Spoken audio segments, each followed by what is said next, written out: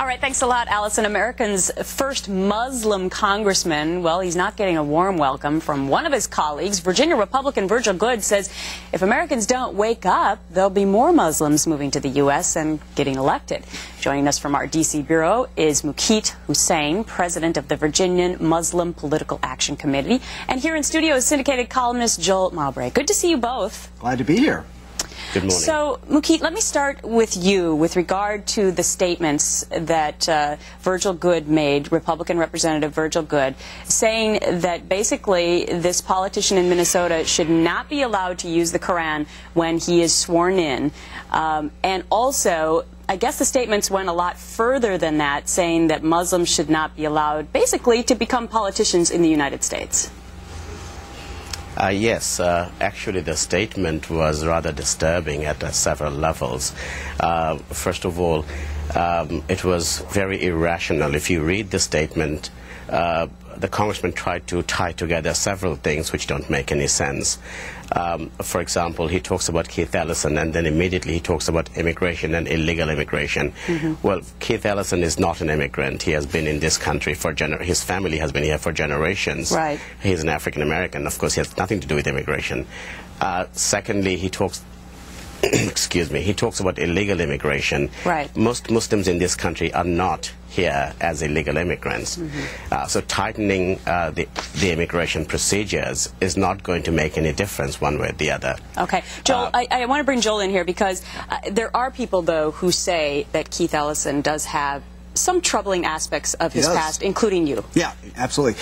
Keith Ellison was, an issue in his campaign was his past affiliation with the Nation of Islam. And he said, oh, well, I apologize, but I was never actually a member. Well, the thing is, he was more than a member. He was a spokesman for the Nation of Islam. This is Minister Louis Farrakhan's group, which believes that the Jew is the devil and hates all white people, an openly bigoted, racist, anti-Semitic organization. And now, even more troubling than that, is his closeness with a group called CARE, the Council on American Islamic Relations. Right, we've heard about them recently with the imams on that U.S. Airways flight. Yes, they are representing, in PR terms, the 6 imams who were kicked off of the U.S. Airways flight.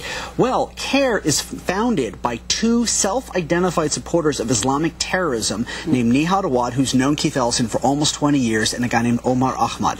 And at various speeches back in the 90s, they declared their support for Islamic terrorism. Now, Nihad Awad flew to Minnesota and did a fundraiser for Keith Ellison. He bundled hard contributions for Keith Ellison in the amount of about $10,000. And Keith Ellison flew to Florida for a CARE fundraiser just before the election. All told, CARE helped Keith Ellison raise over $50,000. Mukeet, what do you say to that? Because I think that some Americans may be a little nervous about Keith Ellison's past, and maybe this is more than just using the Quran when he is actually sworn in.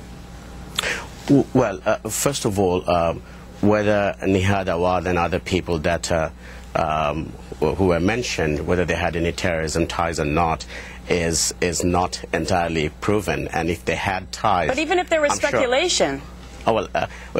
Even if they had terrorist ties, I don't think that has got anything to do with Keith Ellison. But the real disturbing issue about this whole situation is not Keith Ellison.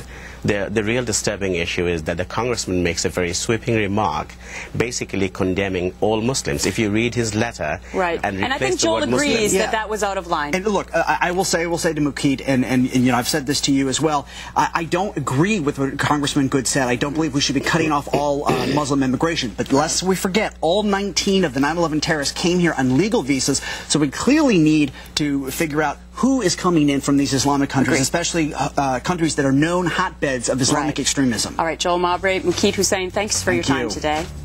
Stop financing terrorism. Join Terror-Free Energy Coalition.